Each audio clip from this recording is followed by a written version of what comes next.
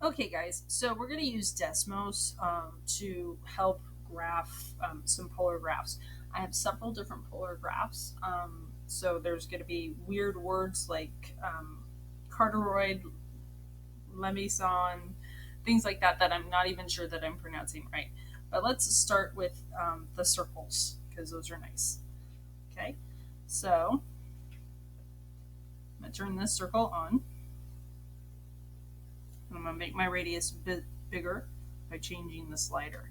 Now, unlike the r equals a number graph, you'll notice that this circle, okay, its diameter is actually determined by the a, okay, whatever value a is right here, okay.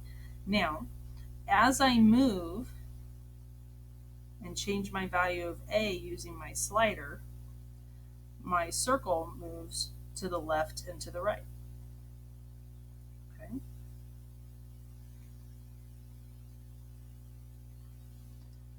Yeah, and I only have my slider to set to go up to 10, but you can make your circle as big as you want.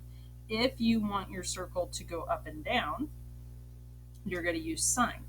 Notice as I change my b, my diameter gets larger. So this circle has a diameter of 10. And if I make it negative, it goes down below. And there we go. Okay. Now, we're going to get a little bit more interesting as life moves on. These are called limacons or limacons. Okay, I'm not too sure how to say it. I apologize for that. Okay, so first thing we're going to do is we're going to change the C. Notice this one starts with sine. And I'm just going to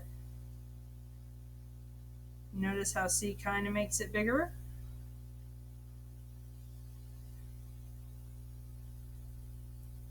Ooh, look at that. Kind of went in. Now, so what I'm going to do, whoops, I'm going to stop. See where it kind of curls in on itself? Now I'm going to start changing the D.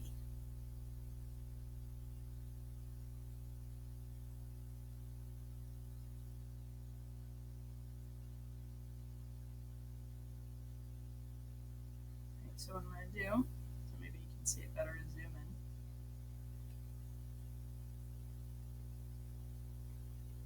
See how C changes the shape? Kind of looks like a heart.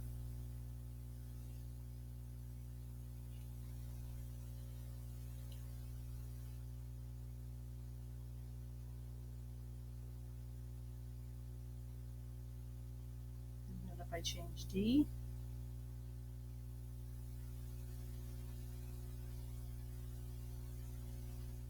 see, these are kind of called like a lima bean graph, Cartoroid.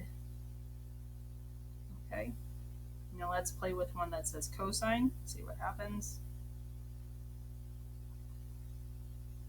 You'll notice that the sine graphs go up and down, and then the cosine graphs go left to right. So I'm changing my J.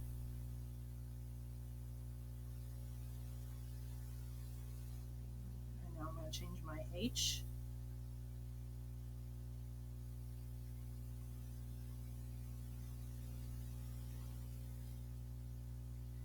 Okay.